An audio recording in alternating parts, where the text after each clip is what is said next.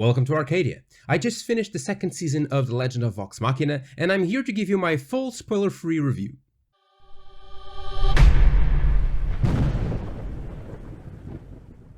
For my master's internship, I spent 3 months in Copenhagen. In the beginning, I was alone, in a foreign country, with virtually no friends, without speaking the language, and with zero social skills. I always thought an introvert like me would be great by himself, but at a certain point, the loneliness got to me. Throughout all that time, Critical Role was a great help, a reliable friend in the hour of need. I remember as if it was yesterday, the night when I saw the Chroma Conclave arc begin.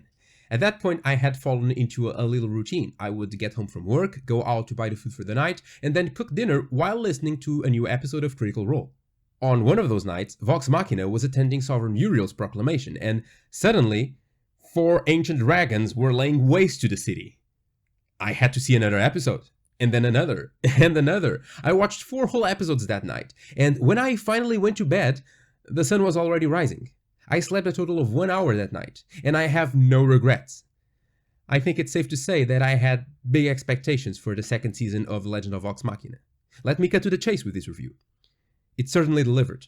It was very rewarding watching the step up between Season 1 and Season 2. While I enjoyed the first one a lot, it felt unpolished in some areas. The animation felt chunky at times, the 3D models were kinda wonky, there were many unnecessary parts including inside jokes, adult content, and Pike's whole side story, and most of all, the pacing was not that great. I think I can say that Season 2 improved greatly in all of those. Let's start with the animation. I was not very familiar with Titmouse's work before Vox Machina, but I was pretty impressed with Season 1. Season 2, however, seems to be a direct evolution. The fight scenes feel more cohesive while dropping none of the awesomeness. The characters are more expressive, as if the animators got to know them better. And most of all, the 3D models look amazing. Brimside from Season 1 was probably my least favorite aspect in Season 1's animation. He felt weightless at times, his movement was weird, and he overall looked like a 3D model pretending to be 2D but not being very successful. In the end, it looked disconnected from the rest of the characters and background. The dragons in Season 2, however, and Osisa and Kamal Giori too for that matter, are a complete 180. They blend much better with the rest of the show's aesthetic, almost reminding me of Arcane's art style sometimes. And speaking of art style, the background work and the overall concepts for this season were amazing. Since much of Season 1 was spent in Whitestone, the concept artists didn't have a lot of time to shine. In this season, however, with a variety of places that the party visits, wow, do those locations look awesome. I don't mean to say that the animation is brilliant. It is neither groundbreaking nor the best I've ever seen, and there is still a lot of room for improvements, but it compares really well to other animations within the same style, and the improvement since last season is noticeable. I don't know if that was due to better technology, more animators, better animators, or simply experience, but well done, Titmouse, well done. It goes without saying, but the voice acting is top-notch. And it's funny because this might be the first show that I ever felt like the voice acting was actually superior to the animation itself. Being Portuguese, most of the stuff that I watch is subbed, and I usually prefer it that way. When I watch stuff in languages other than the original, such as Japanese anime with English voiceover, the way that Japanese and Americans talk is culturally so different that you inevitably get American voice actors trying to push the emotion within the American way to talk into the Japanese body language conveyed by the animation, and sometimes these two clash. This happens sometimes in Vox Machina, where for example Scanlan is exhibiting a very relaxed posture, but the way he talks carries more feeling than that, and a bit of sass too. Normally I think the voice actors should have toned it down a bit here, the voice and the animation don't match. But in the few occasions when this did happen in Vox Machina, I actually thought, no, Scanlan would definitely talk this way in this situation. The animators are the one who should have given a more upbeat body language to him.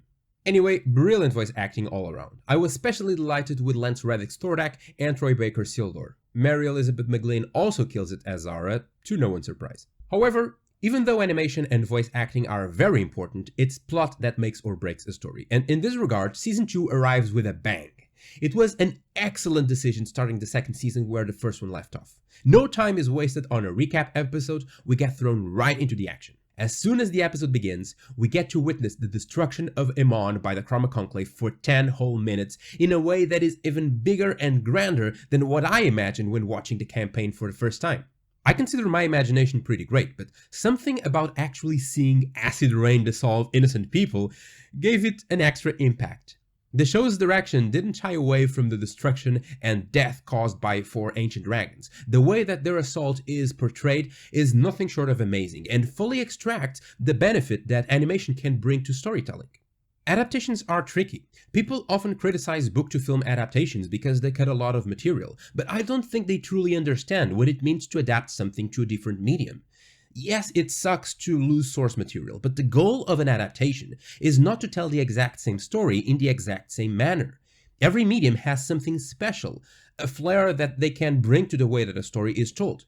The key to adaptations is harnessing that special something and using it to elevate the story by telling it in that specific way. This was done masterfully with Vox Machina. The show was able to draw the unique power of animation while still capturing the friendship between all the main characters and the core elements that make this story a D&D campaign. I'm sure loads of people weren't very pleased with all the things that were cut or changed, but I think most of the changes gave the story a better balance. If anything, I think more changes were necessary. This is a very controversial topic. Some fans are very adamant in their stance that nothing should be altered. However, we need to understand that some things in D&D don't translate very well into animation, and some of the events in the campaign feel great when you're watching the game unfold live, but don't make any sense when it's a story being told. I speak about this in more detail in my video about narrative promises, but there are a lot of plot threads that go nowhere, a lot of content that serves no purpose, and all that ends up being wasted time and space in the adaptation. Believe me, I spent most of last year adapting my campaign to a fantasy novel, and boy was it hard to make sense of the story. It's a fine balance. You don't want the story to lose its core essence or to change it entirely, but at the same time you need to make all the changes for the story to work in the new medium, and sometimes this requires some deviation from the original material. For example, in Season 1, Pike's whole side story felt unnecessary. I know that was the solution to cover Ashley's absence from the campaign when she was working on Blindspot, and Pike being Deus Ex Machina astral projected into the game later on so Ashley could play, but still, wouldn't it be a better solution changing the story to keep Pike with the group in the animated series? Would it change the story that much? I'm not defending this particular solution, just raising this question. At what point does following faithfully the original material overcomes the importance of telling a story that feels strong and cohesive and consistent?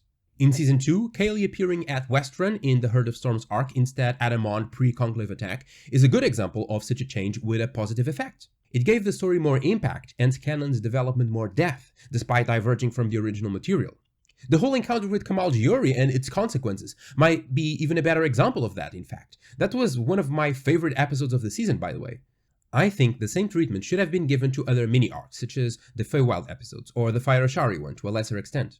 In fact, if I have one major critique of this season's writing, is that many episodes' structure defaulted to a predictable pattern and felt very episodic. The Feywild in particular felt like a parallel side story with little consequence to the main plot, and while some less but still important things happened, including some that will be relevant in the future, that needs to be apparent to the first-time viewer as well. If it's not, it's the writer's job to make it so, to give it more weight and importance, to make the audience care about it. The predictable structure I mentioned a while ago can be seen in many episodes. Many start with a flashback into the character's tragic past, cut to the present where a problem arises. During the problem, the character either remembers the flashback or what followed, and within that memory they find the strength to overcome the problem and boom, character development, which in some cases comes with a wardrobe update. This is not inherently horrible, and I can sympathize with the writers. A cast of 7 main characters is a lot to develop properly, and unfortunately, if they focus too much on one of them to give them the development they deserve, like Percy in Season 1, the rest fall into a supporting role and lose three-dimensionality. These more episodic, side-questy mini-arcs end up being an economic solution to hammer in more character development. I just feel like they needed a better integration with the overarching plot we were dealing with. That being said, even though the episodes felt more episodic, the overall season's narrative felt more connected and sequential.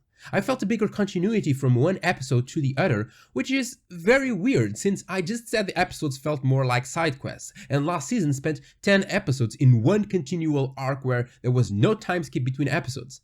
This might be just me, or it might be a consequence of better pacing, which saw a great improvement since last season as well. There were also a lot less inside jokes and references to D&D, and the endless strain of unnecessary adult content, dirty jokes, and weightless violence subsided a little. They didn't disappear completely, nor they should, because that's one of the show's charms, and some people like it for that. But there's certainly a threshold beyond which it starts contrasting with the show's darker themes, and breaking immersion. In this regard, Season 2 also struck a much better balance, which still feels funny and dirty and gory, but without looking too cartoony. It's actually great that adult animation is flourishing so much in the last few years, with stuff like Invincible or Arcane showing up, and breaking that prejudice that cartoons are just for kids, unless they're satiric comedies like The Simpsons or its many clones. That's one of the things that made me fall in love with anime.